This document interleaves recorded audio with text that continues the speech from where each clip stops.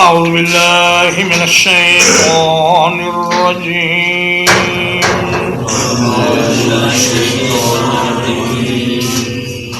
بسم الله الرحمن الرحيم.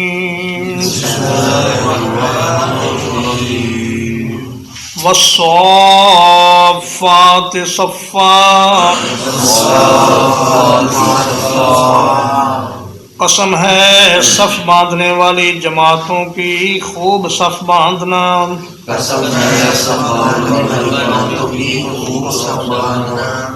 فالزاجرات زجرا.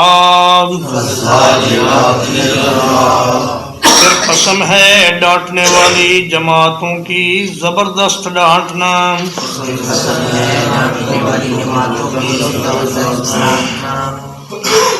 فالتالیات ذکرا. پھر قسم ہے ذکر کی تلاوت کرنے والی جماعتوں کی.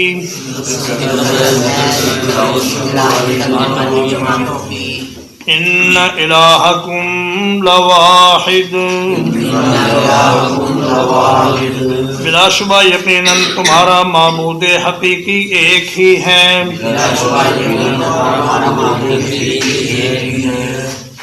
سورۃ الصافات کا نام اسی سورت کی پہلی آیت سے ماخوذ ہے اور ترتیب تلاوت کے اعتبار سے اس کا نمبر 37 ہے اور ترتیب نزول کے اعتبار سے اس کا نمبر 56 ہے. اس کی آیات 182 ہیں اور رکوعات 5 ہیں. یہ صورت نبی کریم صلی اللہ علیہ وسلم پر مکی دور کے وسط کے آخری دور میں نازل ہوئی ہے. اس وقت حالات یہ تھے کہ مسلمان شدید ظلم و ستم کا شکار تھے. نبی صلی اللہ علیہ وسلم کے تقریباً 2/3 صحابہ ہجرت کر کے مکہ کو چھوڑ کر دوسری جگہوں پر جا چکے تھے، خصوصاً حبشہ. اور نبی صلی اللہ علیہ وسلم کے ساتھ 40 یا 50 مسلمان تھے اور انتہائی بے بسی کے عالم میں وہ کفار کا ہر قسم کا ظلم و ستم برداشت کرنے پر مجبور تھے، مگر چونکہ ان کو ابھی تک مزاحمت کی اور جہاد کی اجازت نہیں ملی تھی، اس لیے وہ یہ تمام زیادتیاں برداشت کر رہے تھے. تو اللہ پاک نے اس صورت میں اپنے نبی کو تسلی دی کہ اے میرے پیغمبر، آپ پریشان نہ ہوں، تھوڑا ہی عرصہ گزرے گا کہ یہ کافر مغلوب ہو جائیں گے اور آپ کو اللہ پاک کامیاب فرمائے گا. چنانچہ 15-16 سال کے عرصے میں ہی مکہ فتح ہو گیا اور وہ مٹھی بھر جماعت جس کے بارے میں کوئی تصور بھی نہیں کر سکتا تھا کہ یہ لوگ فاتحین بن کر مکہ میں داخل ہوں گے، اللہ نے ان کو فاتحین بنا کر مکہ مکرمہ ان کے سپرد کر دیا. فرمایا والصافات صفا. قسم ہے ان فرشتوں کی جو قطار در قطار اللہ تبارک و تعالیٰ کے حضور میں حاضر رہتے ہیں. جس چیز کی قسم کھائی جائے یہ اس چیز کی اہمیت اور عظمت کی دلیل ہے، اور خصوصاً جب اللہ پاک قسم کھائیں تو اس کا مطلب ہے کہ جس کی قسم کھائی جا رہی ہے اس کی ایک بڑی اہمیت ہے. اکثر مفسرین کرام کا تو یہی کہنا ہے کہ یہ فرشتوں کے بارے میں یہ آیت آئی ہے اور اس سے اگلی آیات بھی. اور حضرت حذیفہ بن یمان رضی اللہ تعالیٰ عنہ روایت کرتے ہیں، صحیح مسلم میں حدیث ہے کہ نبی کریم صلی اللہ علیہ وسلم نے فرمایا فضلنا علی الناس بثلاث. ہمیں اللہ پاک نے 3 چیزوں میں دوسرے لوگوں پر فضیلت عطا فرمائی ہے. پہلی چیز یہ ہے جعلت صفوفنا کصفوف الملائکہ، کہ ہماری نماز کی صفیں اللہ پاک نے اس طرح بنا دی ہیں جس طرح فرشتے اپنے رب کے حضور صف در صف کھڑے ہوتے ہیں۔ اور فرمایا دوسری فضیلت ہمیں یہ عطا فرمائی گئی کہ وَجُعِلَتْ لَنَا الْأَرْضُ كُلُّهَا مَسْجِدًا، اللہ پاک نے پوری زمین ہمارے لیے نماز پڑھنے کی جگہ بنا دی ہے۔ اگر کسی جگہ مسجد نہ ہو تو پھر زمین کے کسی بھی حصے میں نماز ادا کرے آدمی تو وہ نماز قبول ہو جائے گی۔ اور فرمایا وَجُعِلَتْ تُرْبَتُهَا لَنَا طَهُورًا إِذَا لَمْ نَجِدِ الْمَاءَ، جب ہمیں پانی نہ مل رہا ہو تو اللہ پاک نے ہمیں یہ سہولت عطا فرمائی کہ اس زمین کی مٹی سے تیمم کر لو اور نماز پڑھ لو۔ اور سیدنا جابر ابن سمرہ رضی اللہ تعالیٰ عنہ روایت کرتے ہیں، صحیح مسلم میں حدیث ہے کہ نبی کریم صلی اللہ علیہ وسلم نے اپنے صحابہ سے فرمایا الا تصفون کما تصف الملائکۃ عند ربہم، اے میرے صحابہ تم ایسی صفیں کیوں نہیں بناتے جیسی صفیں فرشتے اپنے رب کے پاس بناتے ہیں۔ فقلنا یا رسول اللہ کیف تصف الملائکۃ عند ربہم، ہم نے عرض کیا اللہ کے رسول ہمیں بتائیے کہ فرشتے اپنے رب کے پاس کس طرح صفیں بناتے ہیں۔ تو آپ نے فرمایا یتمون الصفوف الاول ویتراسون فی الصف، فرمایا پہلے اگلی صفوں کو مکمل کرتے ہیں اور چونا گچھ ہو کر صف میں کھڑے ہوتے ہیں، یعنی ایک دوسرے کے ساتھ مل کر کھڑے ہوتے ہیں۔ اور صف بنانے کا حق بھی یہی ہے کہ نمازی آپس میں ایک دوسرے کے ساتھ ملے ہوئے ہوں، کندھے کے ساتھ کندھا ہو، پاؤں کے ساتھ پاؤں ہو، اور درمیان میں خالی جگہ نہ ہو، کیونکہ وہاں سے پھر شیطان کے گزرنے کو جگہ مل جاتی ہے۔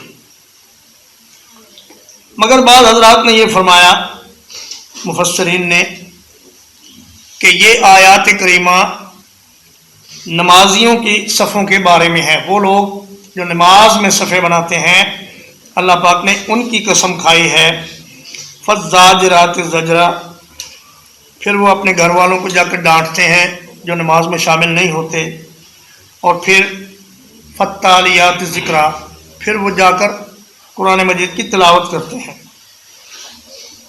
بہرحال جمہور مفسرین کا یہ کہنا ہے کہ یہ آیات کریمہ فرشتوں کے بارے میں ہی ہے۔ اور فالزاجرات زجرا اس کا مطلب یہ ہے کہ فرشتے ڈانٹتے ہیں، اور زمین و آسمان کا نظام فرشتوں کی ڈانٹ کے ذریعے ہی چلتا ہے۔ جیسے فرمایا کہ بادلوں کا فرشتہ وہ بادلوں کو ڈانٹ کر چلاتا ہے، اور پہاڑوں کا فرشتہ جو نبی صلی اللہ علیہ وسلم کی خدمت میں حاضر ہوا اور اس نے کہا یا رسول اللہ آپ کہیں تو میں طائف کے لوگوں کو 2 پہاڑوں میں پیس کر رکھ دوں۔ اور اسی طرح جو جناب اسرافیل پھونک ماریں گے سور میں، اس کو بھی اللہ نے قرآن مجید میں ڈانٹ فرمایا۔ فرمایا فَإِنَّمَا هِيَ زَجْرَةٌ وَاحِدَةٌ فَإِذَا هُمْ بِالسَّاهِرَةِ، وہ ایک ڈانٹ ہی ہوگی جس کے نتیجے میں سارے لوگ زمین کے اوپر آ جائیں گے۔ تو فرمایا کہ یہ فرشتے کافر کی اور نافرمان کی موت کے وقت بھی اس کو ڈانٹتے ہیں اور زمین و آسمان کا نظام بھی چلاتے ہیں۔ اور فالتالیات ذکرا، پھر وہ ذکر الہی کی تلاوت بھی کرتے ہیں، یعنی اللہ کی کتاب کی تلاوت کرتے ہیں، اور نبی صلی اللہ علیہ وسلم پر فرشتہ ہی ہے جو قرآن مجید کو لے کر آتا ہے۔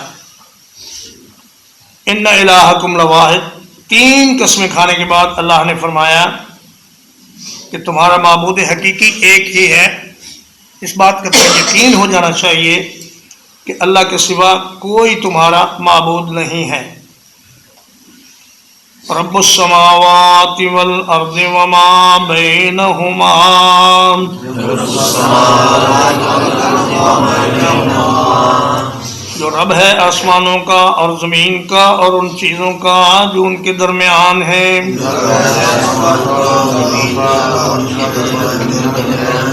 ورب المشارق، اور رب ہے تمام مشرقوں کا. آسمانوں اور زمین میں ساری کائنات آ گئی. اس میں جتنی بھی کہکشائیں ہیں، جتنے بھی ستارے ہیں، جتنے بھی سیارے ہیں اور جتنے بھی مخلوقات ہیں، وہ سب ان دو لفظوں میں آ گئیں. اور فرمایا کہ پوری کائنات کا وہ رب ہے اور جو کچھ ان کے درمیان ہے ان کا بھی وہ رب ہے. رب المشارق، مشارق مشرق کی جمع ہے، اور جمع کے ساتھ مشرق کا ذکر اس لیے فرمایا کہ سورج ہر روز ایک نئی جگہ سے طلوع ہوتا ہے. گرمیوں میں سورج کے طلوع ہونے کی جگہ شمال کی جانب آہستہ آہستہ کھسکتی ہے، اور سردیوں میں سورج کا مشرق جنوب کی جانب آہستہ آہستہ کھسکتا ہے. تو اس طرح سورج ہر روز ایک نئی جگہ سے طلوع ہوتا ہے. تو سورج کے 365 مشارق ہیں پورے سال میں، اور اسی طرح دیگر سیارے اور ستارے بھی، ان کے بھی طلوع ہونے اور غروب ہونے کی ایک جگہ متعین ہے اور وہ بدلتی رہتی ہے. اور سورۃ المعارج میں اللہ پاک نے مشرق و مغرب دونوں کی قسم کھائی. فرمایا فلا اقسم برب المشارق والمغارب انا لقادرون، میں مشرقوں اور مغربوں کے رب کی قسم کھاتا ہوں کہ ہم قدرت رکھنے والے ہیں. تو یہاں صرف مشارق کی قسم کھا کر مغارب کو رہنے دیا کہ وہ پڑھنے والا خود بخود اس بات کو سمجھ جائے گا کہ اللہ مشرقوں کا بھی رب ہے اور مغربوں کا رب بھی وہی ہے. انا زینا السماء الدنیا بزینۃ الکواکب،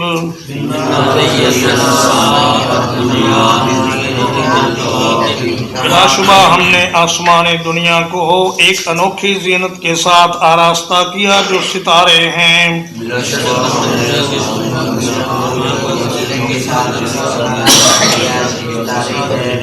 وحفظا من كل شیطان مارد، اور ہر ایک سرکش شیطان سے حفاظت کے لیے. دنیا ادنا کی مؤنث ہے، اور فرمایا وہ آسمان جو دنیا سے نظر آتا ہے وہ آسمان دنیا ہے، اور اللہ پاک نے اس کو ستاروں سے آراستہ کیا ہے. اگر یہ ستارے آسمان پر نہ ہوں تو زمین پر روشنی بھی نہ ہو، اور سورج بھی انہی سیاروں میں اور ستاروں میں شامل ہے جس کی وجہ سے کائنات کی ساری رونق ہے. اور فرمایا ان ستاروں کا ایک مقصد یہ بھی ہے کہ یہ سرکش شیطانوں کو اوپر جانے سے روکتے ہیں، اور جو مشورے کائنات کا نظام چلانے کے بارے میں فرشتوں کے درمیان ہوتے ہیں ان کو کوئی شیطان سن نہ سکے، اس لیے بھی ہم نے یہ ستارے بنائے. لا يسمعون إلى الملأ الأعلى،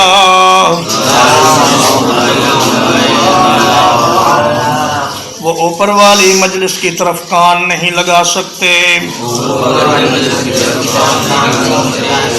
وَيُقْذَفُونَ مِن كُلِّ جانب، اور ہر طرف سے ان پر شہاب پھینکے جاتے ہیں. ملائے اعلیٰ وہ مقرب فرشتے جو اللہ پاک کے احکام وصول کر کے پھر آگے فرشتوں کی ڈیوٹیاں لگاتے ہیں کہ فلاں فلاں کام کے لیے تم جاؤ اور تم فلاں کام کے لیے جاؤ. ان کی مجالس کی جو گفتگو ہوتی ہے اس کو شیاطین اور جنات سننے کی کوشش کرتے ہیں. تو فرمایا کہ جب وہ جاتے ہیں تو ان پر ہر طرف سے شہابیوں کی بارش ہوتی ہے، اور یہ بارش بعض اوقات تو انہیں جلا کر بھسم کر دیتی ہے اور بعض اوقات انہیں اوپر جانے سے روک دیتی ہے. لیکن اللہ پاک کا بہت خصوصی فضل و کرم یہ ہے کہ ان میں سے کوئی میزائل بھی زمین پر نہیں گرتا. یہ جو ستاروں کے میزائل ہیں، یہ شہاب ثاقب، یہ فضا میں ہی فنا ہو جاتے ہیں اور شیطانوں کو مارنے کے بعد ان کا کام ختم ہو جاتا ہے۔ اس امر میں وضاحت نہیں کی گئی کہ یہ شہاب ثاقب ستاروں میں سے ہی بنائے جاتے ہیں یا ستاروں کے علاوہ کوئی اور قسم کے میزائل ہیں جو اللہ پاک نے بنا کے رکھے ہوئے ہیں۔ چونکہ یہ بات ہمیں بتائی نہیں گئی، اس لیے ہمیں اس بات کے پیچھے لگنے کی ضرورت بھی نہیں۔ مقصد یہ بتانا ہے کہ اللہ کا نظام بڑا محفوظ ہے اور کوئی شیطان اور جن اس میں دخل اندازی نہیں کر سکتا۔ یہ آیت کریمہ اس بات پر پختہ دلیل تھی کہ آسمان کی کوئی خبر زمین پر نہیں آتی اگر اللہ پاک آگے چل کے خود ہی نہ فرما دیتے کہ ان میں سے کوئی خبر شیطان اڑا لینے میں کامیاب بھی ہو جاتے ہیں۔ دحورا ولہم عذاب واصب، ان کو بھگانے کے لیے اور ان کے لیے ہمیشہ رہنے والا عذاب ہے۔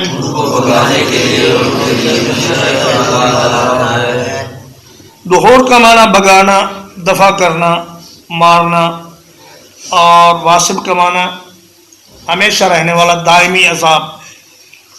تو فرمایا کہ ان شیاطین کو دنیا میں تو مار کر بھگا دیا جاتا ہے اور آخرت میں ان کے لیے دائمی عذاب ہے، اور یہ مت سمجھیں کہ صرف انسانوں کو ہی عذاب ہوگا، ان کو بھی عذاب ہوگا، اور جو ان میں سے اللہ کے نیک بندے ہیں جنات، ان کو تو اللہ پاک انعامات دیں گے، اور جو برے ہیں ان کو عذاب واصب میں ڈال دیا جائے گا۔ الا من خطف الخطفۃ، مگر جو کوئی اچانک خبر اڑا لے، فَأَتْبَعَهُ شِهَابٌ ثَاقِبٌ،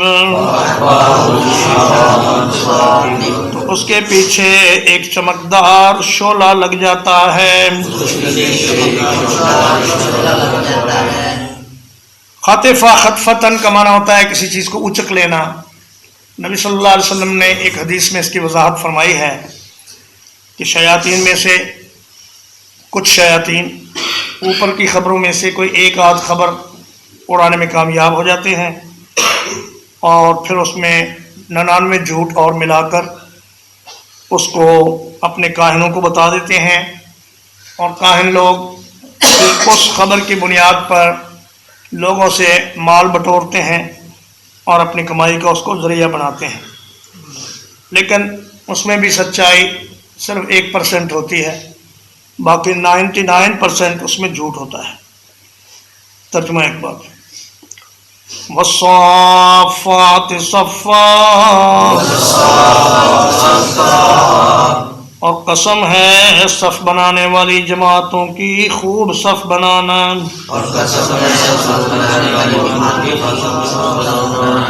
فالزاجرات زجرا،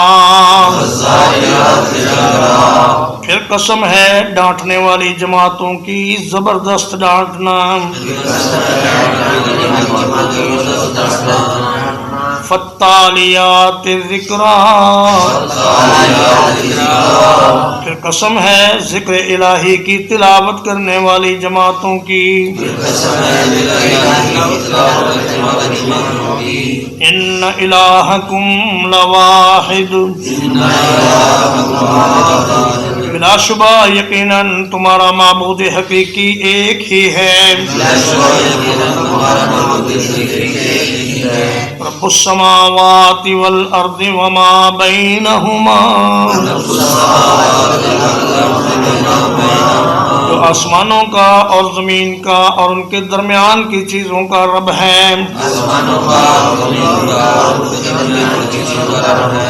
ورب المشارق،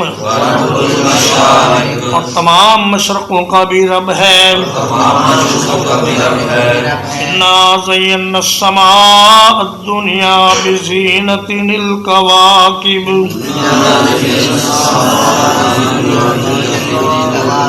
یقیناً ہم نے آسمان دنیا کو آراستہ کیا ہے ستاروں کے ساتھ،